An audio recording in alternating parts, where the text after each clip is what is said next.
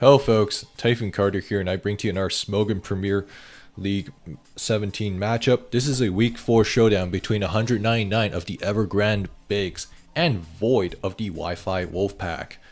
Void off to a slow start this season as he has not won a single game yet after the last 2 seasons where he was the top record. Whereas for 199, he's off to a slow start as well. He's like 1-2 going into this contest, so this is a bit of a make or break game for both players. And in both players' cases, like Void has really struggled in the builder so far this season. Like it feels like he just hasn't found something that really clicks for him. Whereas for 199, he's had some good ideas, as I highlighted in my previous videos where I covered him. But he just hasn't been fully able to put it together, and I'm curious to see what both players bring into this contest. Let's jump right into this. Flygon lead, Jirachi lead. So Flygon lead again, classic bring from 199. He's brought this quite a few times in his tour games, and he also brought it last week against Skyrio, although that didn't quite work out for him. Whereas for Void, Jirachi could indicate anything, doesn't tell us a whole lot. Let's keep going. Protects here into a raw EQ turn 1. Got double in the meta. Right into Latias, so great doubling there from 199.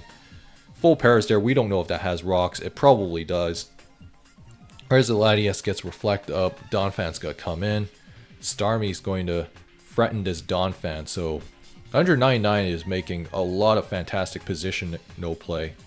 And Hydro Pump misses there, and Void might have caught a huge break there, because we don't know if that is Spec Star. And then something like the Choice Flygon, probably a CB Flygon, tells us that, you know, Void probably has multiple Protect users, probably anticipated this. The question is how both players are going to respond positionally, because 199 so far, 6 turns in, has a Void on his back foot. And great bluff there, getting the Thunder Wave off. Using the Hydro Pump miss to his advantage, being able to bluff what the Starmie set is. And T-Wave on Offensive Star is an interesting idea, for sure. And that is a Wish Protect Jirachi. And go straight into Latias. And an Abomasnow is shown. So, Abomasnow, this is a Pokemon that, you know, it's gotta have its ups and downs. Like every few years, it's gotta really, you know, show some real usage, and then it'll gotta go back down to earth.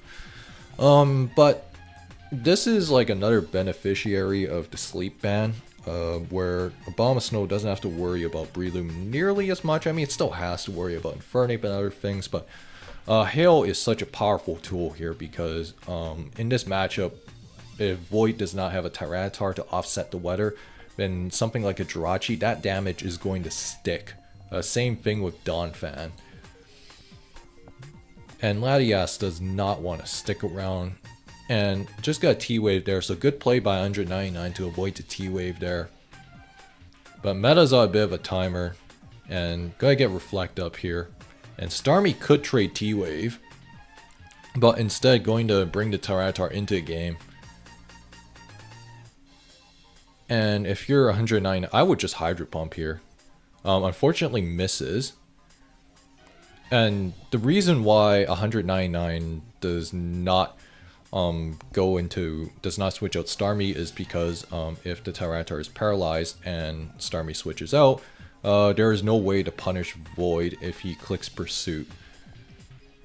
So your best shot is to hope that the full para happens while staying in, so that's why he stayed in. So this is just him taking advantage of the mechanical implementation that was recently discovered. And Abomasnow's gonna come in, it's gonna threaten this T-Tar, going to undo the special defense boost. And Jirachi's gonna come in, and Sword Stance is here. And now Void is really in trouble, gets full para'd. So SD Abomasnow, this is interesting, because you have something like Hydro Pump Starmie, which with T-Wave, which suddenly makes a lot more sense because you're enabling SD Abomasnow to kind of pop off and take over the game. And if Reflect was not up, that Jirachi was as good as dead. And if 199 was okay with staying in, risking a body slam pair up, and that tells me that 199 might have a healing wisher in the back. Or he was okay using it to just punch a couple holes into the other team. And go Woodhammer there, huge crit. And that most certainly will put it into Ice Shard range if he has it, which he does. And now this looks really bad for Void.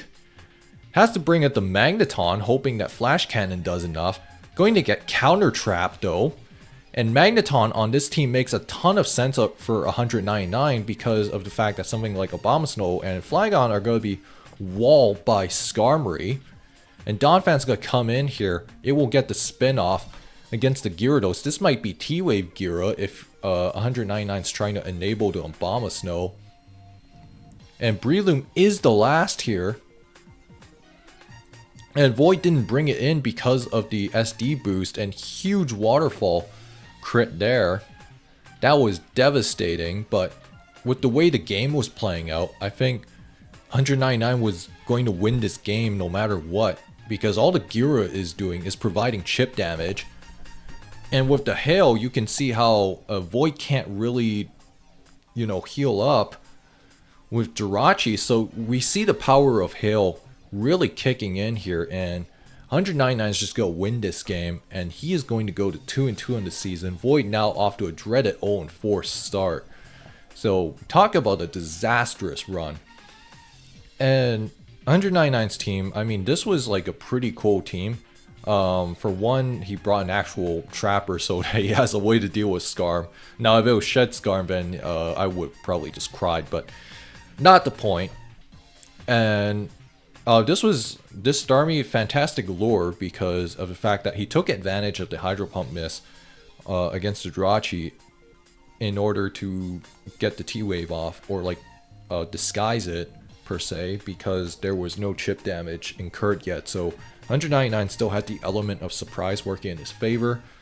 You could say that, you know, he got a little bit fortunate with the Abomasnow not getting parried, but considering what Void had in the back, like, I think Breloom's Mach Punch was not doing enough. Magneton was still always going to get counter trapped by his own mag, based on the way the game was playing out and the game state. And for Void's team, this was just like, again, this is a team that I think lacks a true win condition of sorts outside of the Breloom. And I think the problem here with these kind of Paraspam teams, or this variation of Paraspam that Void brought, it just felt like he was trying to do too much. Like, he didn't fully commit to a true Paraspam. Like, yeah, sure, you had the Tyranitar, you had the Breloom, which could be Paraspam abusers, and then you have the Mag and the Jirachi and Latias, and then Donphan felt like he was just kind of there. Like, it wasn't a bad team per se, but I felt like it just felt far too passive. And Void kind of played this game a little bit too conservatively, and he was forced to play on the back foot very early on in the match. So, like, good stuff from 199, being able to set the tempo, make Void play his game on his terms.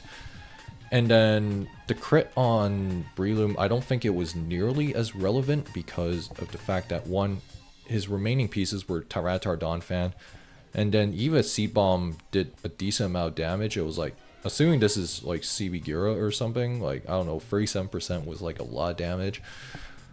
This Breloom was going to get picked off by Abomasnow. Mach Punch was just not going to do enough, I think, unless he got a crit. Well, actually, there was also the Metagross too. Like, 199 could have exploded with that.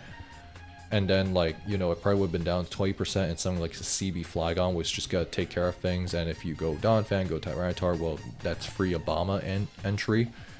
So, yeah. That being said, though, if you guys enjoyed this video, like, comment, subscribe, and I will see you guys next time.